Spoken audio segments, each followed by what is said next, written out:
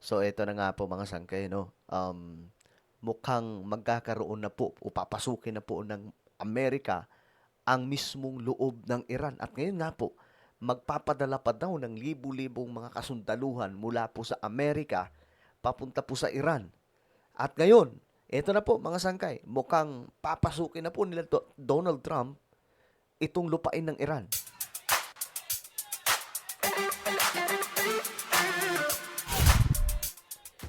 Alright, alamin po natin ang balita tungkol dyan, mga sangkay. Dahil nga po, ayun po, kumakalat po ito ngayon. Binalita na po sa international na magdadagdag at naalala nyo mga sangkay, yung warning po ni Donald Trump, nakaraan lamang mga sangkay, 48 hours. Kailangan buksan ang Strait of Hormuz. Kung hindi, lahat ng mga oil facilities, kahit yung pinakamalalaki, uubusin po ng Amerika. Talagang pupulbusin. Alright, so ito pag-usapan po natin. Anyway, bago tayo magtuloy-tuloy, sa mga hindi pa po dyan nakakapag-subscribe, makikita nyo po yung subscribe button sa baba ng video na to. I-click nyo lamang po yung subscribe, i-click ang bell, at i-click nyo po yung all. Sa mga nanonood naman po sa Facebook, i-follow nyo po yung ating Facebook page. Okay, eto na nga. Ito yung balita ngayon. The U.S. deploying thousands more U.S. Marines to the Middle East. Increasing speculation tonight of a possible ground operation inside Iran and what that might look like. Okay, yun ang posibleng mangyari, mga sangkay. Mukhang itong libu-libong mga sundalo na ipapadala, papasok na po mismo sa lupain o mga syudad ng Iran. 2,200 Marines and thousands of sailors aboard 3 U.S. Navy warships now on the Grabe. way. President Trump repeatedly pressed on whether he will order boots on the ground in Iran. Tonight, Israel and Iran trading airstrikes. Video showing debris from an Iranian missile crashing right into Jerusalem's Old City. Smoke seen rising from the site. Iranian drones hitting a Kuwaiti oil refinery. The global energy crisis growing. Oil prices at roughly $108 a barrel. Grabe, no? Lumalala ngayon yung problema natin sa oil sa buong mundo. At thankful na lang din mga sangkay sa Pilipinas kasi yung mga source ng supply ng energy sa ating bansa or electricity hindi po nakaasa sa oil.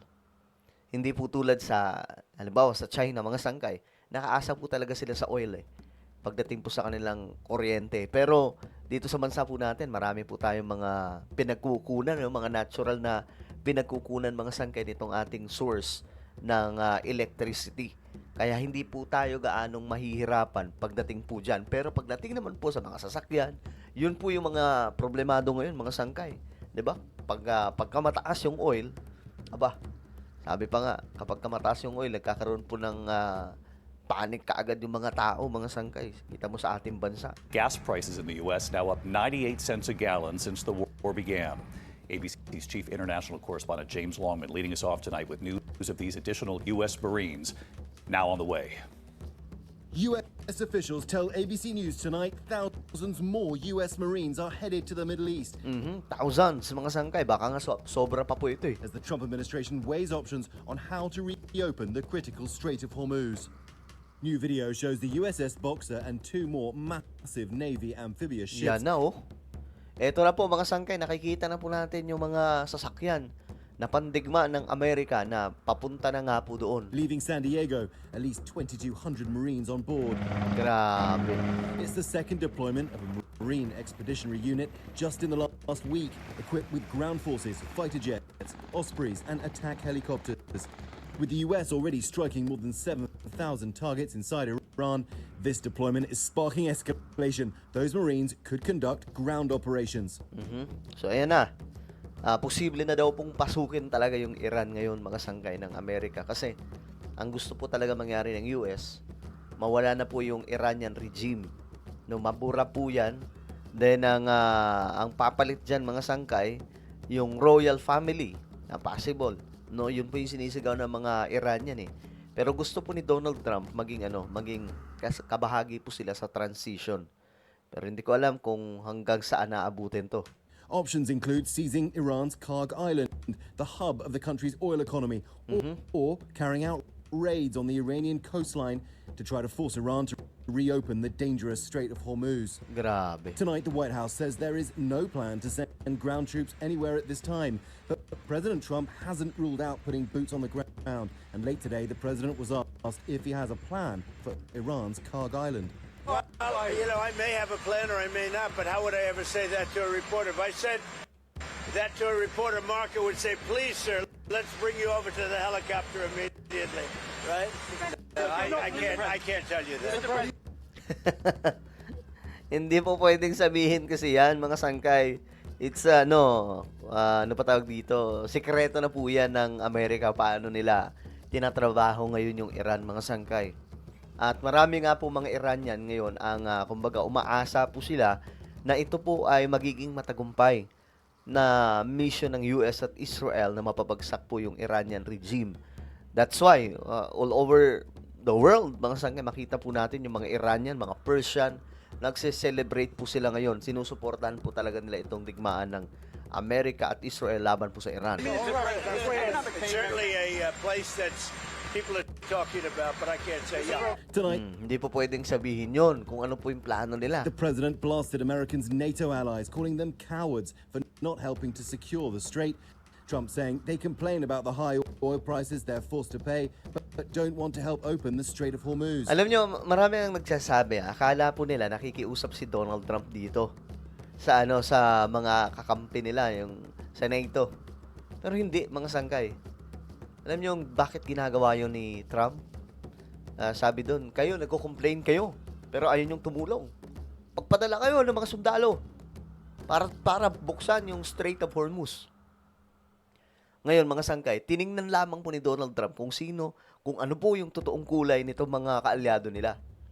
Hindi po talaga niya kailangan ng mga sundalo galing po sa Europe, galing sa UK, galing sa kung kani-kaninong bansa. Sabi pa nga po ni Donald Trump, kahit nga Israel, hindi po nila, kahit wala po ang Israel, kayang-kaya po nila eh. Pero mga sangkay, gusto po talaga nilang tingnan. Sino to mga ano ba to? Mga tunay ba tong kakampi? Anong stand nito sa gitna ng nangyayaring digmaan? Kasi yung Strait of Hormuz, inaharangan po ng Iran. Ngayon, mga sangkay, di ba, ang nangyari, after po na laruin sila ni Donald Trump, ngayon, ang nangyari, may 22 na mga bansa sa buong mundo ang susuportahan daw po. Hindi ko alam, siguro magpapadala po sila ng mga sundalo doon sa Strait of Hormuz para po itong pahintuin itong ginagawa ng Iran na pagharang sa mga oil tanker na dumadaan po doon. Pero, dito niyo malalaman na hindi talaga kailangan ni Donald Trump yung tulong nila. Kumbaga, inano lang sila ni Donald Trump, nilaro lang kung sino yung mga tunay. Kung ano po yung talagang totoong tinatayuan nito mga sinasabing kakampi ng US. Kasi, ang ginawa ni Trump, hindi niya na po inintay yung 22 na mga bansa na nagdeklara na tutulong. Binigyan na po niya ng ultimatum ang Iran. 48 hours, buksan yung Strait of Hormuz. Pag hindi nyo yan ginawa, ano sabi ni Trump? Lahat ng mga oil facilities nyo, alam nyo, mga sangkay, wawasakin na po ni Donald Trump. But many of those American allies have signaled they did not start this war and they weren't consulted before President Trump launched it nearly 3 weeks ago. Tonight, the president says the Strait of Hormuz could be opened with a, quote, simple military maneuver. It's a simple military maneuver. It's relatively safe, but you need a lot of help in the sense of you need ships, you need volume.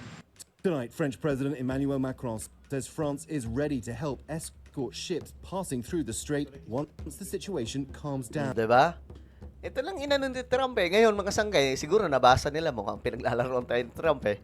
Nababasa yung mga totoong kulay natin. Oh. Ayan, magpapadala na rin po sila ng mga siguro, mga sundalo po doon. Okay, so yan po yung situation ngayon, mga sangkay, sa Middle East. Possible daw po talaga na magpadala si Donald Trump ng mas marami pang mga sundalo doon para po pasukin itong Iran. Yun na po yung goal ngayon, mga sangkay. Kasi ito nga po, ang dami na po mga nakikita na mga,